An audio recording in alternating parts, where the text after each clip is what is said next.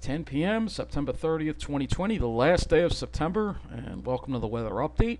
We're going to go over some of these storm reports. That's the first thing we're going to do because this morning we had some really strong winds over parts of our area, and I want to go over these storm reports from the National Weather Service with you. A 64-mile-an-hour wind gust was reported at West Gilgo Beach in Suffolk County. A 60-mile-an-hour wind gust was reported on Plum Island in Suffolk County. This gust was measured at 53 feet. A 60-mile-an-hour wind gust was also. Okay, that's the Great Gull Island. So the Plum Island was also 60 mile an hour, 59-mile-an-hour wind gust in Clinton in Connecticut. At the Cedar Island Marina at Pine Neck, 61-mile-an-hour wind gusts. A sustained wind, 48 mile an hour was 48 miles an hour was reported at Plum Island, and a wind gust of 58 mile an hour reported at another site at Great Gull Island, and a 45 mile an hour wind gust was reported at Neptune Park. And these storms actually, there was a lot more damage to the east of us over New England and Maine in particular. And we're going to go look at the Maine Weather Service right now because they have quite a few power outages over there too as well. So, all right, so let's go to the wind and rainfall reports area. We got to check out the rain, and we didn't really wind up getting that much rain. You'll see in a minute. Some of this. So let's go with some of these wind gusts. You have 58 mile an hour in Chapin and Barnstable County, Children's Island at 60 mile an hour wind gust. A 72 mile an hour wind gust at Blue Hill. This is in Massachusetts. They also have a Suffolk County there. Pleasure Bay, 66 mile an hour. A 63 mile an hour wind gust at the Commcut Lighthouse in Rhode Island. A 61 mile an hour wind gust at Point Judith. So these are, as far as the rainfall goes, we'll go over that in a minute, but I want to get this wind gust stuff out of the way because I believe Maine was really hard hit by these winds. So let's go look at that. Let's see. Wind damage reports, peak wind gusts. All right, they have all the links from the Caribou office. So let's take a look at this because Maine was hit very hard from what I understand. Okay, this is a little different here. These are the reports on wind damage. Okay, I don't want to see that. So there's a lot of wind damage there. Let's go to the peak wind gusts though here. So this one's going to look a little different, I think. Oh, here we go. So let's take a look at some of these wind gusts here they had in Maine. Bar Harbor, 62 miles an hour. So this went all the way up into Maine. This wind gust event here. Pretty impressive. Pretty impressive. All right, let's go to the power outage situation because I think they said there were over 100,000 people without power in Maine. Yeah, here we go. It's down to 45,000 now. But Maine has quite a few outages. Maine was hit very hard by this, by the winds. Oh yeah, look at this. So some really widespread power outages in parts of Maine. I guess the winds came down more to the surface there and caused more damage.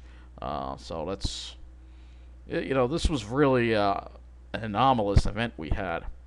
So looking at the current conditions, we're in the mid-60s, low to mid-60s, except outside my window, where it's still 70 degrees because, yow,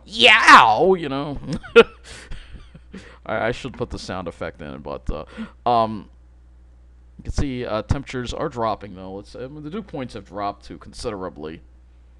You'll see that. Dew points are into the upper 40s and low 50s across our area. And if we go into Maine,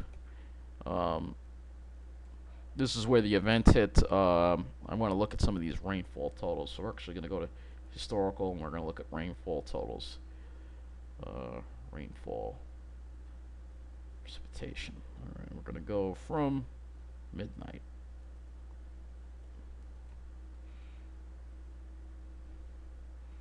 So a lot of rain in some spots of Maine. And we'll start our work our way down because this thing soaked the whole Northeast. 1.08. It was a 1.96. None of these amounts seem that bad though. Let's take a look at New England here.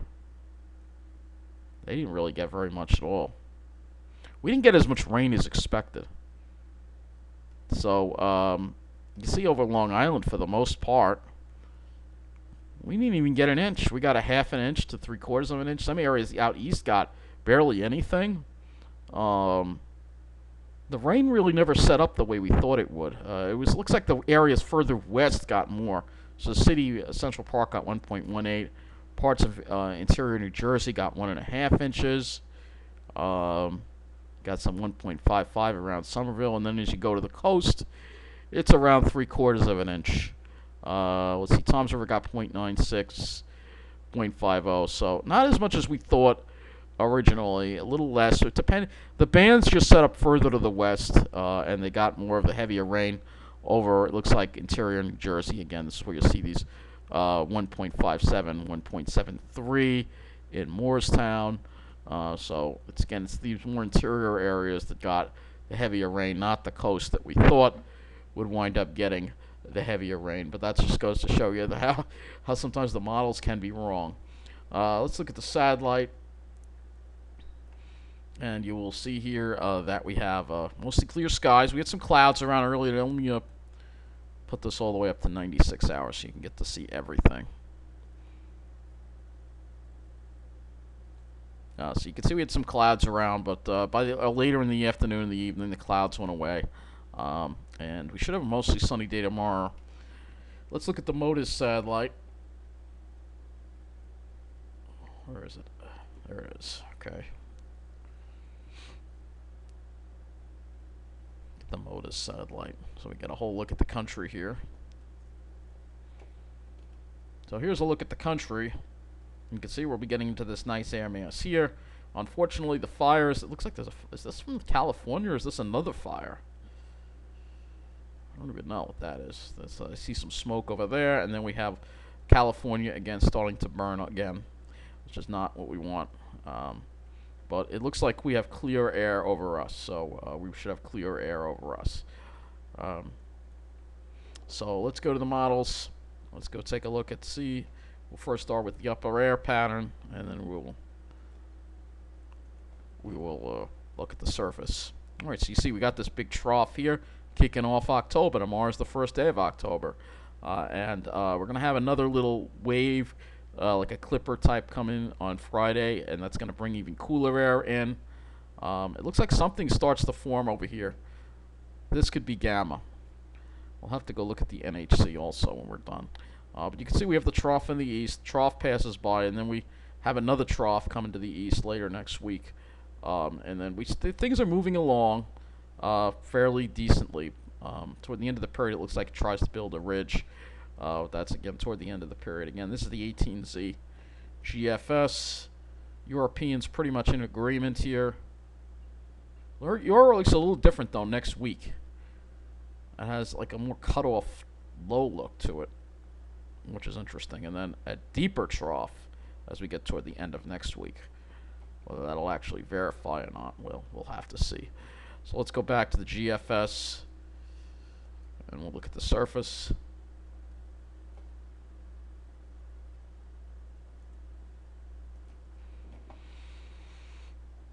Okay, so as you see, we'll have fair weather tomorrow. We have this little extra just clipper coming in for Friday.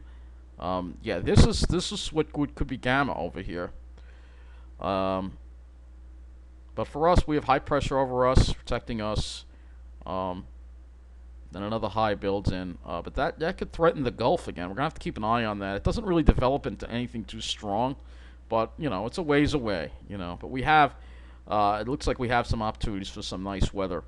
Some cooler air masses coming in from Canada. So we do have a progressive pattern, which is good. No, it doesn't look like we have any stall front syndrome or anything like that coming up. So that's good news. We definitely don't want that. So let's look at our temperatures on the GFS here. So tomorrow originally thought it was going to be cooler. Now it's saying it's going to be more like low to mid 70s. So still going to be a little bit above normal tomorrow because the cooler air is kind of hanging back. We're going to have to wait for that second clipper to come through and bring that second cold front through, and then we're in the upper 60s on Saturday as well as Sunday. We're in the mid to upper 60s. So it cools off after that, and it stays cool. I think we won't really see any. Yeah, it'll wind up staying cool, and then we cool down in a much bigger way. Again, we may have more significant cool downs as we head deeper into October. And also the humidity should also be staying away from us now as well. So let's go to that. Humidity. So yeah, dew points stay low. We have a west to, there might be a little bit of a sea breeze tomorrow develop, just because we're going to have a west to southwest winds. There might be a little bit of a sea breeze. But then that clipper comes in, brings in some cool dry air, and I think we pretty much keep that cool dry air around, yeah. Doesn't look like we see any humidity. Maybe as we get toward later in the period. That's like 12 days away, so I'm not even going to look at that. So let's look at the sky cover. That's going to be our biggest challenge, I guess you could say. Tomorrow we should have mostly sunny skies. Maybe a few clouds in Connecticut, but it should be mostly clear. Friday's when we see the clouds and the chance of a slight chance of a shower with that secondary clipper. Here's Saturday. Seems to want to have some more clouds over Long Island, and this may be overdone.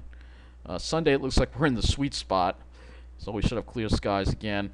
And then Monday, maybe some clouds, but then we should clear it out again sometime by next week. And you can see it really looks, we got things moving along pretty good here. Let's look at the NAM. All right, this is the 0Z. I don't want to use the 0, so we'll look at the 18Z. Being that the 0Z isn't fully in yet. So the NAM's a little different with the cloud cover look. It has a few more clouds popping up, especially over New Jersey tomorrow. Might be overdone. Obviously, Friday we're going to have the clouds in that secondary system, and this is as far out as I got as far as Saturday goes. So let's go look at the system 4. Let's go look at the 12 kilometer. So we'll look at that chance of showers. And this goes out a little. We'll have a little more of this, I think. Let's see if we'll have enough. Yeah, we should have enough. It's a really slight chance of showers. Chances are we're not going to see much. It's a moisture-starved system, so there's not really going to be a whole lot of precipitation with it. As far as, let's see if I've got, I'm going to go back to the 3 kilometer and see if we've got enough of the sky cover. We have 27 hours, actually, so it should be enough to actually look at the sky cover for tomorrow. We have enough of it, so I'll look at that, too. So you can see a few more clouds over New Jersey. Really, not really. It looks like more like northern New Jersey. So unless the clouds would be north here, I think we'll see plenty of sun. I really do. I really do. Let's look at the RGM. This is the other sky model we can use as well. Has us fairly clear for tomorrow. Does seem to want to develop those. That's that secondary system there. There it is. And then it's out of here. And this goes all the way to Saturday already. So Saturday looks really nice. Of course, I'll have no trains, but you know, it looks really nice. Though getting out east would be difficult. Might have to go to New Jersey. But other than that, looks fairly clear. So I think that's going to wrap up this weather update. We'll take a look at, we'll do another weather update tomorrow night, I guess. And then I might take Friday, Saturday, and Sunday off from weather updates. Because there really won't be much going on except nice weather. So that's going to be it for this weather update. Take care, and thank you for watching.